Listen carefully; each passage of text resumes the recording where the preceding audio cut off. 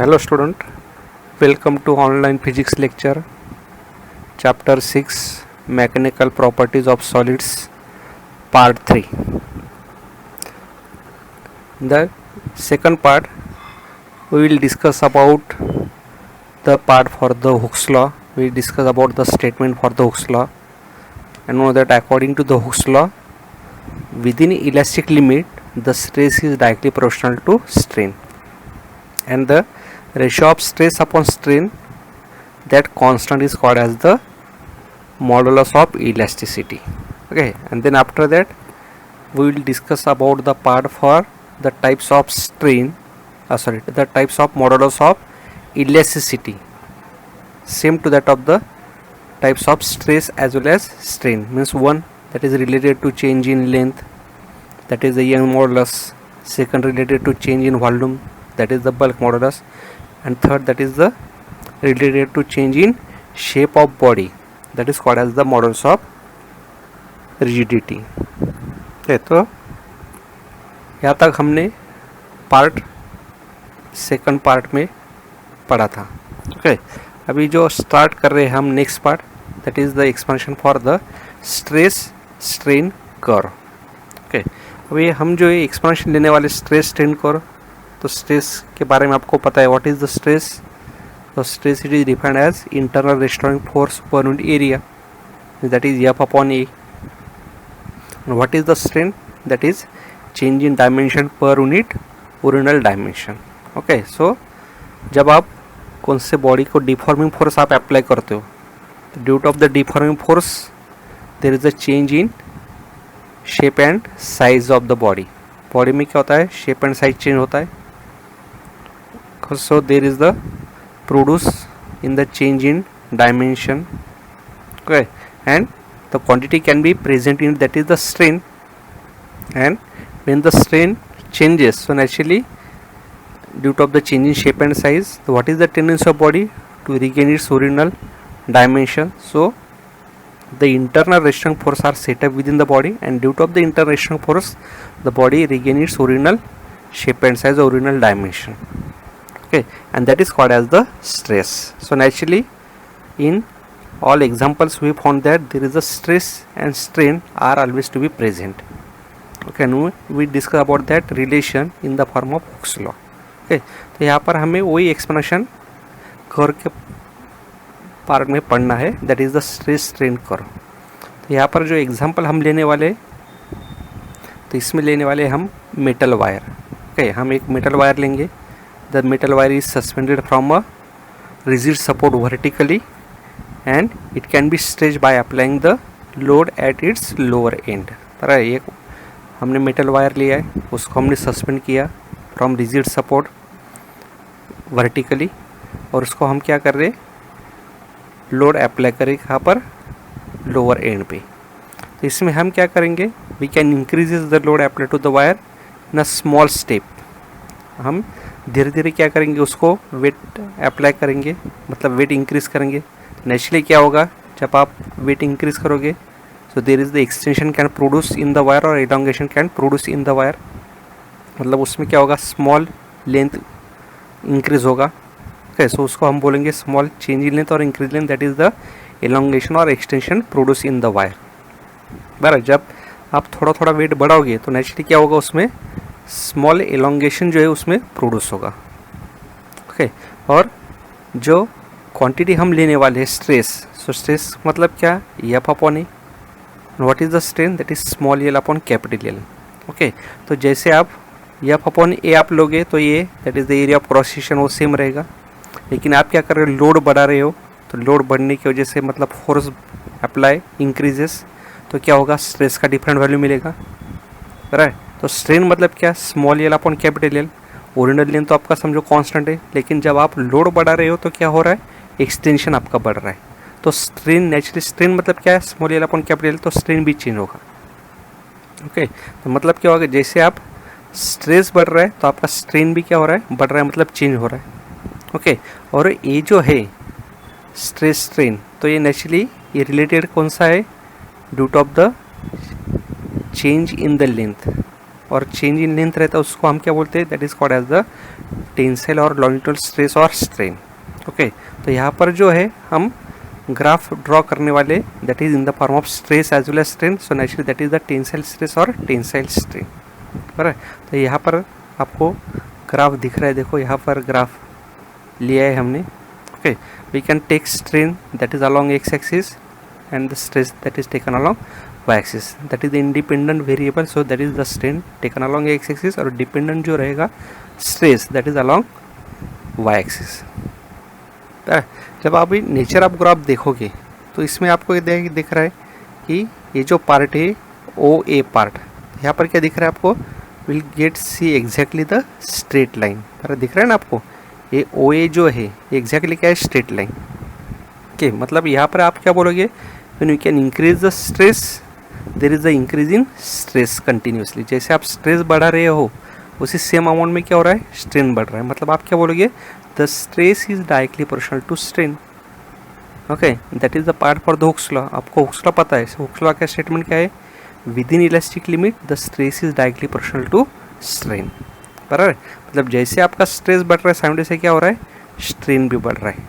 Okay, so will get exactly the straight line graph O A. और ये जो इसको हमने क्या बोला है, इलास्टिक बिहेवियर इसको बोला है।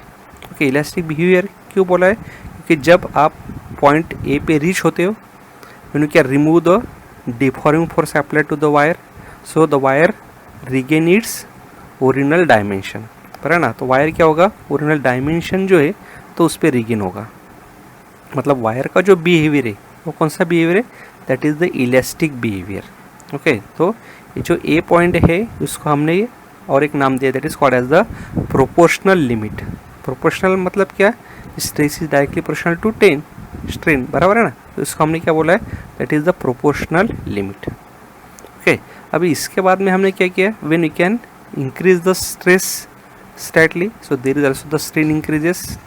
तो हम यहाँ तक रीच हुए, we can reaches the point B.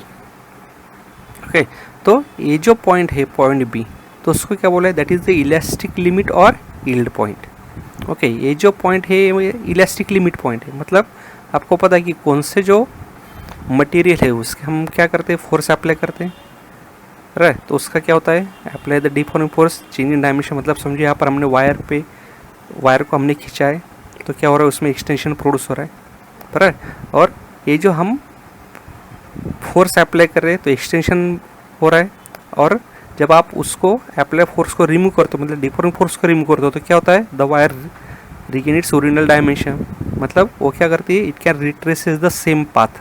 मतलब यहाँ से वो क्या हो जाएगा, उसके ओरिजिनल पाथ से वो वापस उसके ओरिजिनल डायमेंशन, मतलब वहाँ पर वो रीच हो जाएगा, बराबर। तो ये जो पॉइंट है ये क्या है, उसका इलास्टिक लिमिट पॉइंट, बराबर। मतलब कौन सा भी मटेरियल तो उसका क्या रहता है, कुछ लिमिट रहता है, बराबर ना। अब उसके लिमिट के अंदर अगर आप फोर्स अप्लाई करते हो तो एक्सटेंशन आपको मिलता है, and when we can remove the force, जब आप फोर्स रिमूव करते हो तो क्या होता है, it can regain its original shape and size और ओरिजिनल डायमेंशन। ओके, तो वो जो पॉइंट रहता है उसको क्या बोलते हैं आप, इलास्टिक लिमिट पॉइंट। हम इलास्टिक लिमिट के बारे में पढ़े हैं।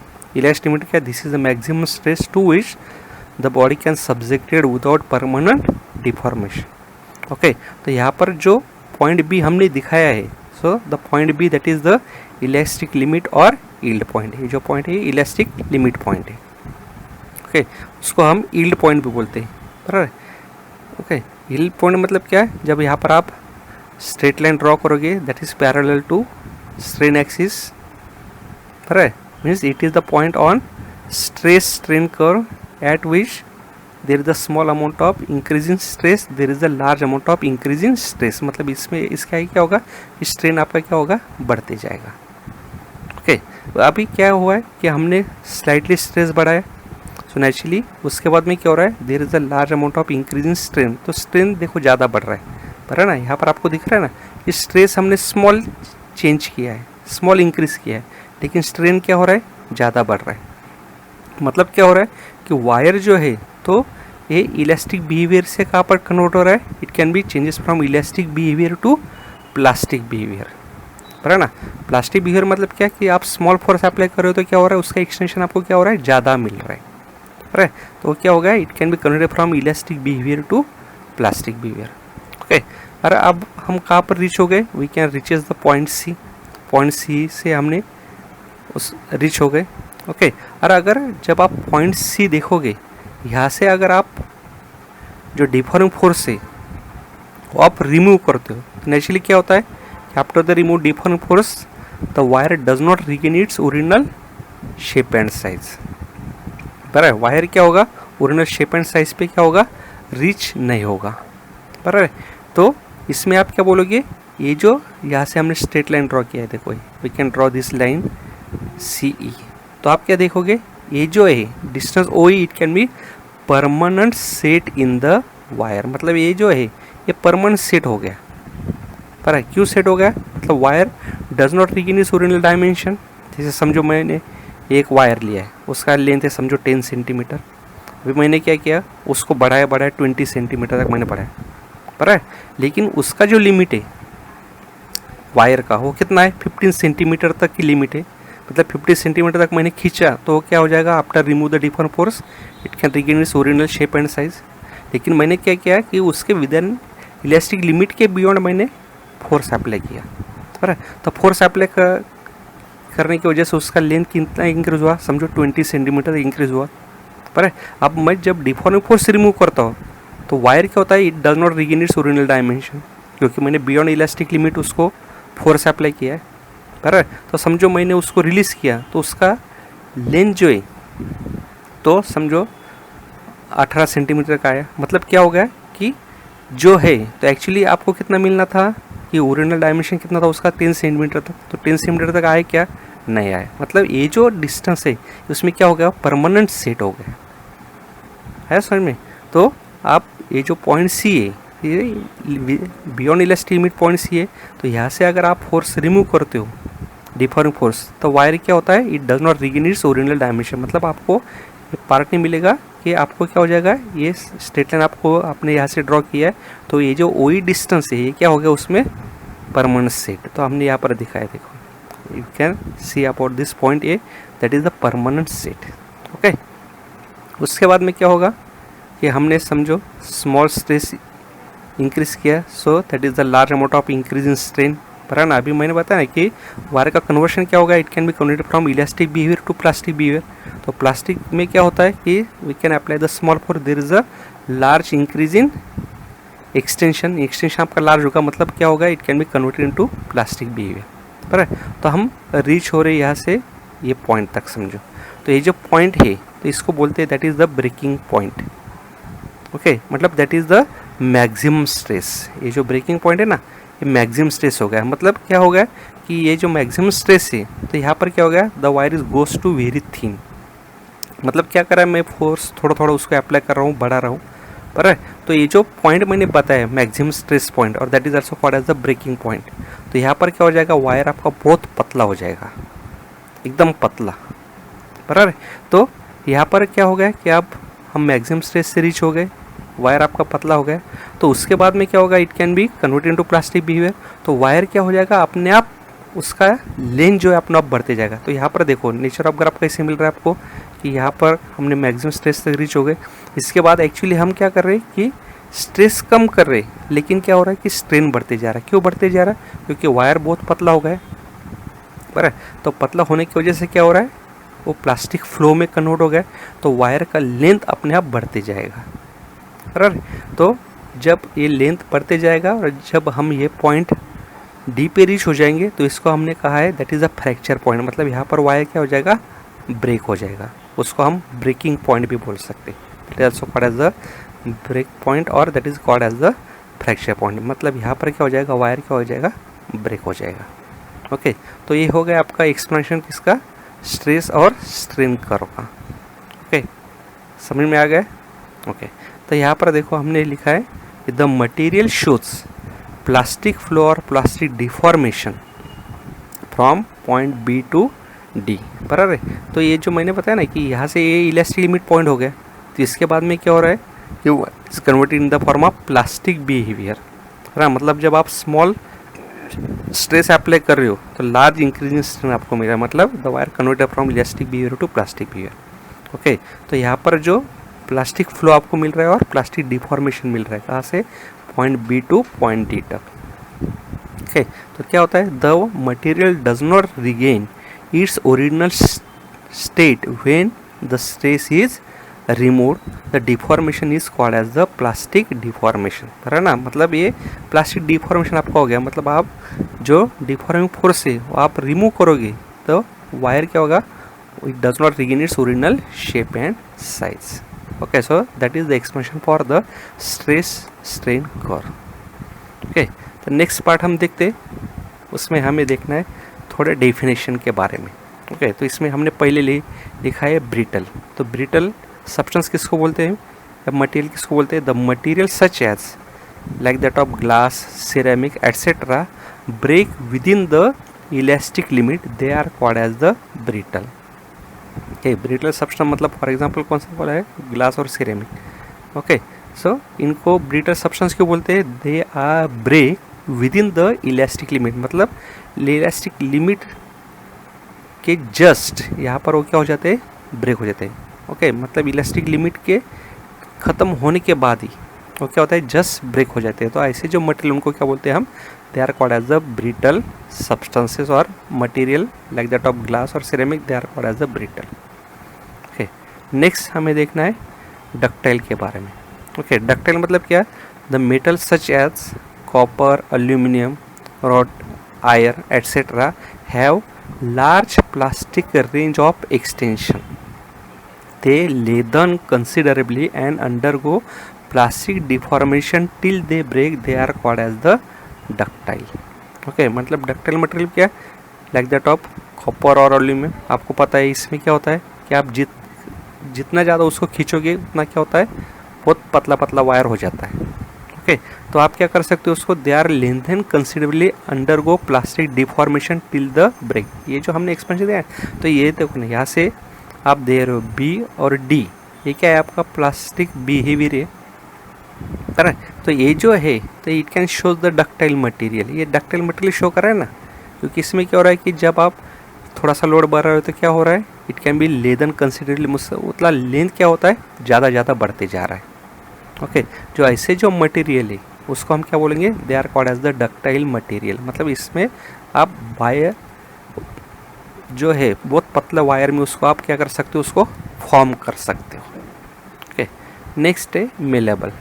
मेलेबल मतलब क्या, the metal such as gold, silver which can be hammered into thin sheets. जैसे आपने देखा होगा गोल्ड स्मिथ के यहाँ पर आप जाते हो तो आप देखते हो कि वो हैमरिंग करके गोल्ड जो है तो उसको एकदम पतला बनाते, है ना, पतले शीट जैसे उसको बनाते, या सिल्वर रहता है उसको भी हम पतले शीट जैसा बना सकते। ओके, तो उनको क्या बोलते हैं हम, that is called as a malleable. समझ में आ गया, मेलेबल मतलब क्या, the metal such as gold, silver which can be hammered into thin sheet, मतलब वो बहुत पतले शीट में आप उसको बना सकते हो, they are called as the malleable. Next हमें देखना है इलास्टोमर।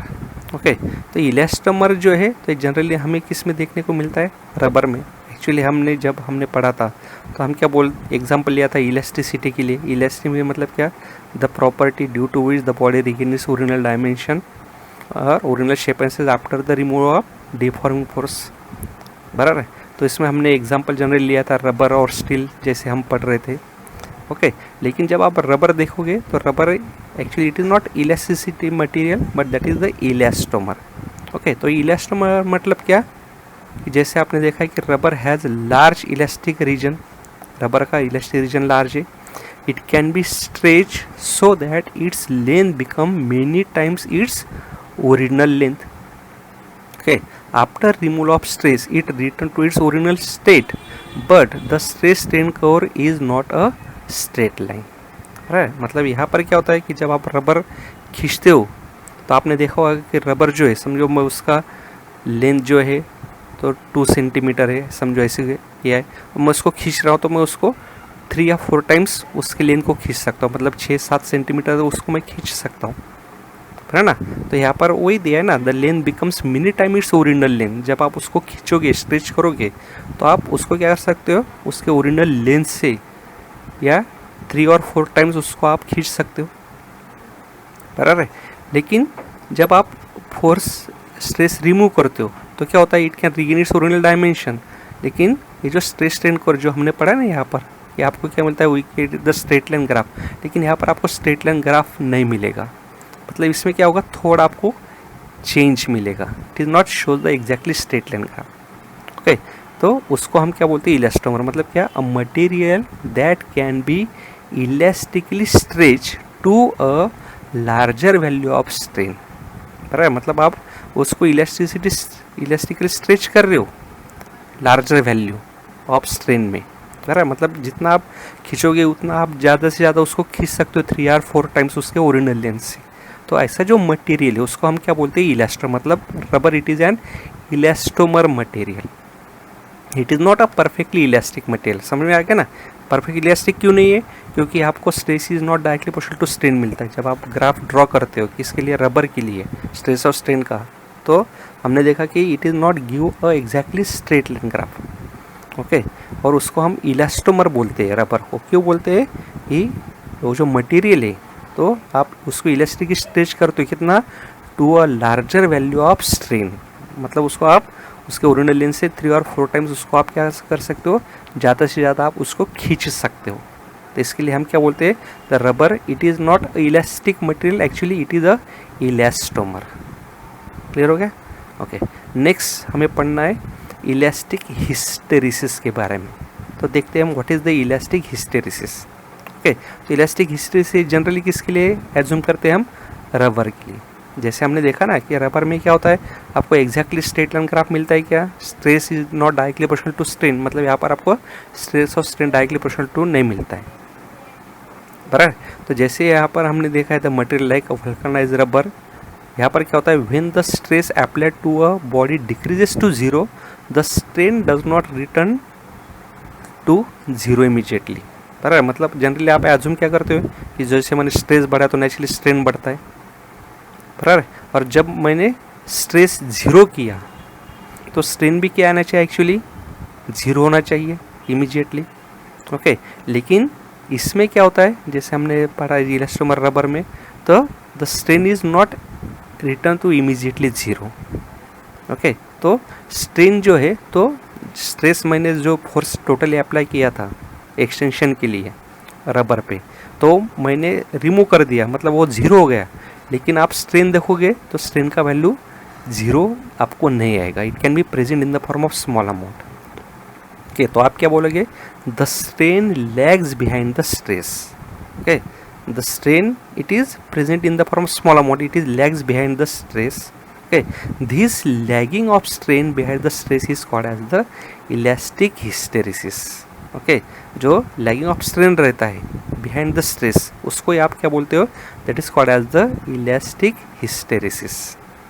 ओके, तो जो इसका जो ग्राफ है हम आगे दिखा रहे, बराबर है, इसमें हम स्ट्रेस और स्ट्रेन कर्व का दिखा रहे, इंक्रीजिंग और डिक्रीजिंग लोड में।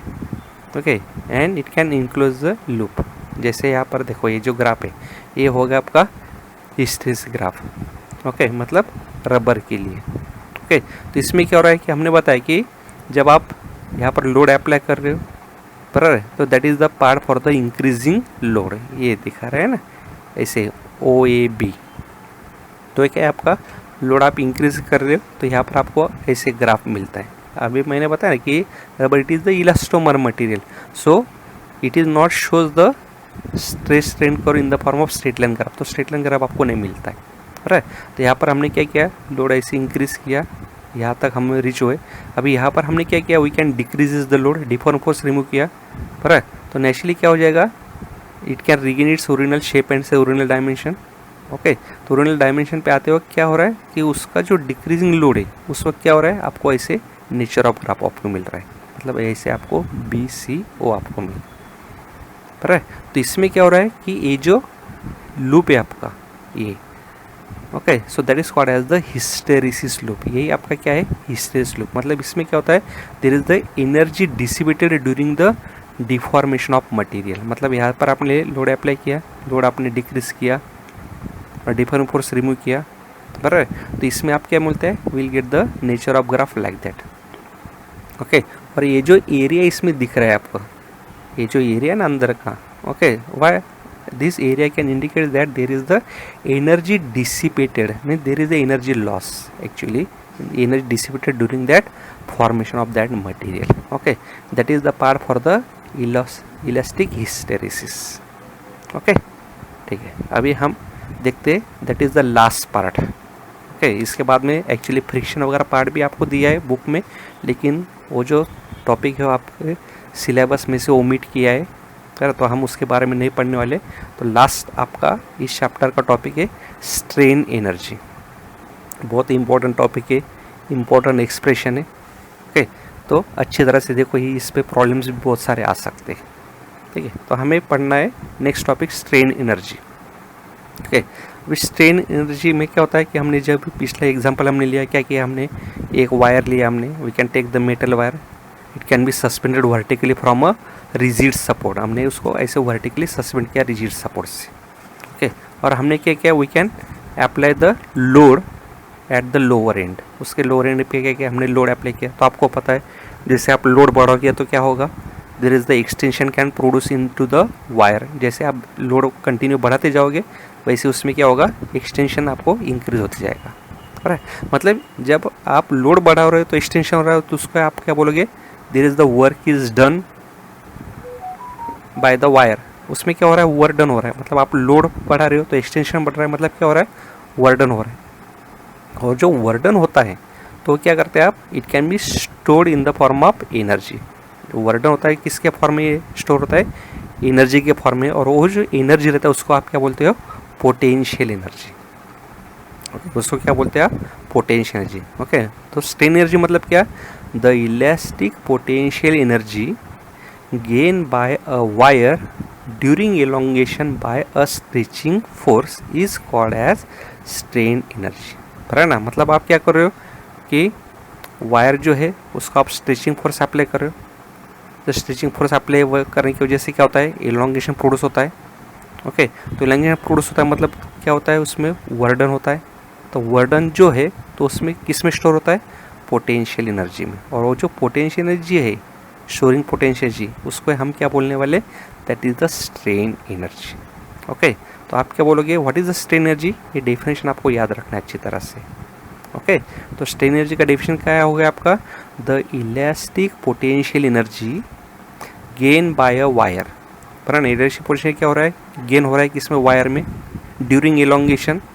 एलोंगेशन होता है तब, लेकिन किसकी वजह से, बाय अ स्ट्रेचिंग फोर्स, जब आप फोर्स अप्लाई करते हो तब. ओके, तो उसको हम बोलेंगे स्ट्रेन एनर्जी. क्लियर हो गया डेफिनेशन.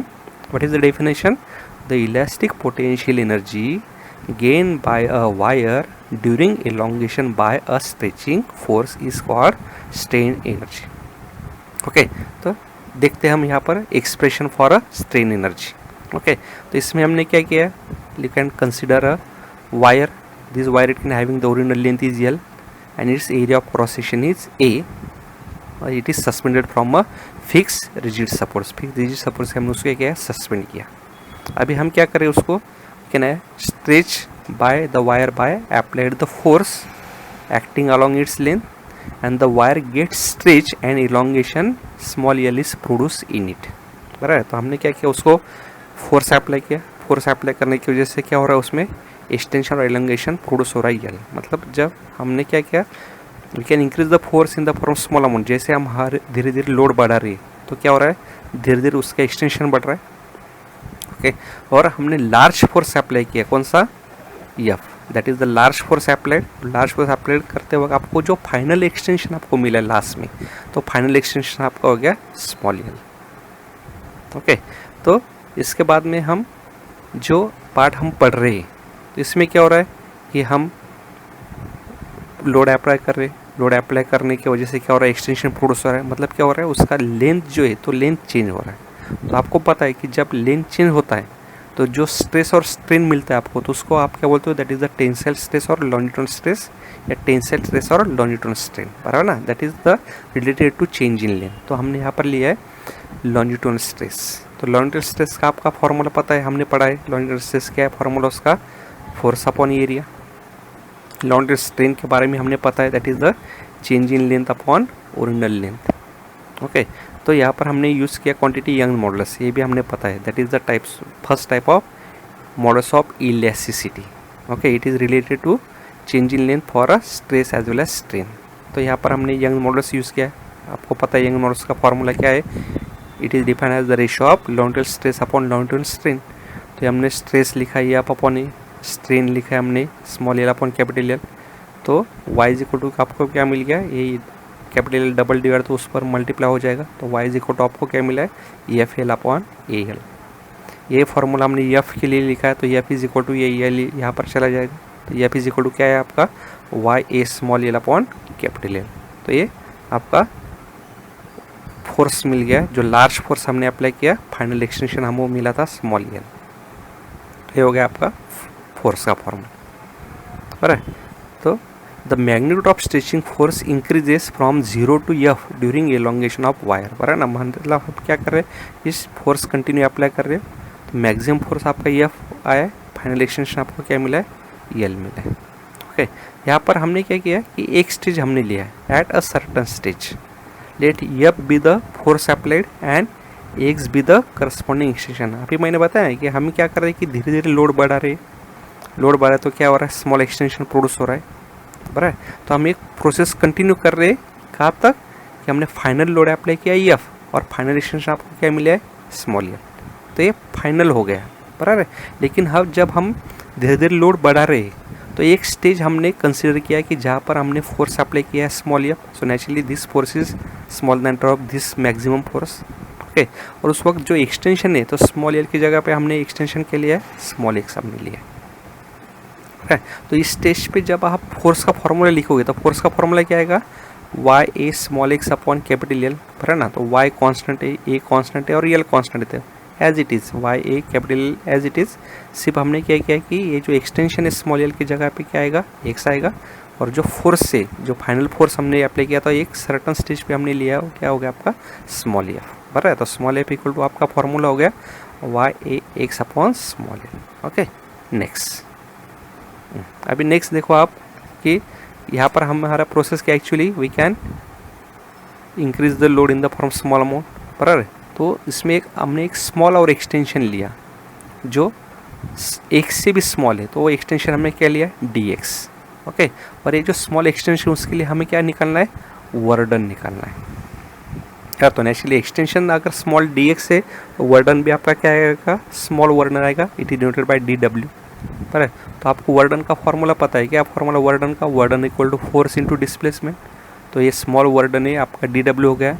फोर्स जो आपने अप्लाई किया था सर्टन स्टेज पे वो यह है आपका, और ये डिस्प्लेसमेंट या एक्सटेंशन कितना है आपका, डी एक्स. ओके, तो डी डब्ल्यू इक्वल टू क्या हो गया आपका, फोर्स इंटू डिस्प्लेसमेंट. यहाँ पर हमने फोर्स का जो वैल्यू है पिछले फॉर्मूले से हमने सब्स्टिट्यूट किया, क्या है उसका formula, Y A X upon L. Okay, तो डी डब्ल्यू हो गया आपका Y A X upon capital into D x.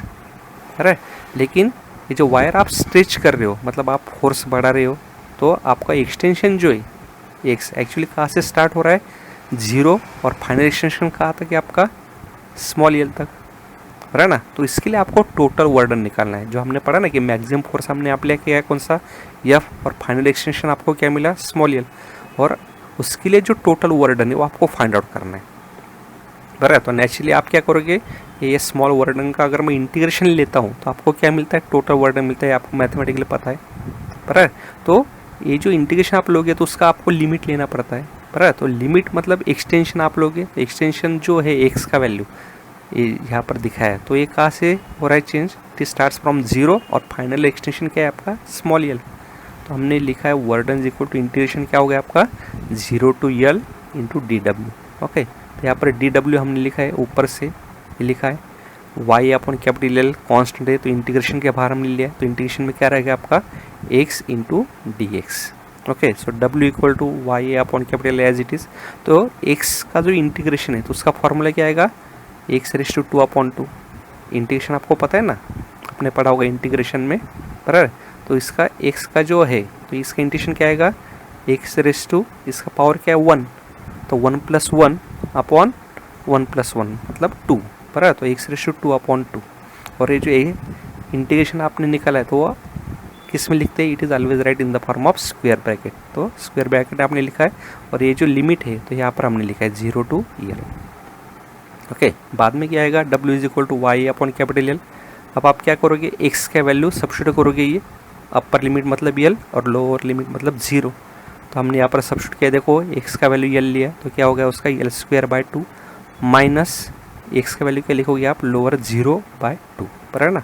मतलब ये जब आप अपर वैल्यू लिखा है उसके बाद में जब आप लोअर वैल्यू, तो इसमें साइन कौन सा आता है, ऑलवेज नेगेटिव आता है, ध्यान में रखना है आपको, बराबर। तो ये गया आपका l square by 2 minus 0 square by 2, तो ये टर्म हो गया आपका 0। तो रिमेनिंग क्या रहेगा आपका, W is equal to Y A L square by 2l, है। इसको हमने ऐसे एडजस्ट किया, W इक्वल टू 1/2 अलग लिया, Y A small L upon capital L लिया, और ये मल्टीप्लाई बाय ए एल लिखा है, बराबर। लेकिन ये जो है Y A small L upon capital, that is the maximum force, पिछले फॉर्मूले में लिया है ना हमने, ये देखो ये maximum force Y F is equal to क्या है, Y A small L upon capital, तो ये हमने वहाँ पर सब्स्टिट्यूट किया है, बराबर।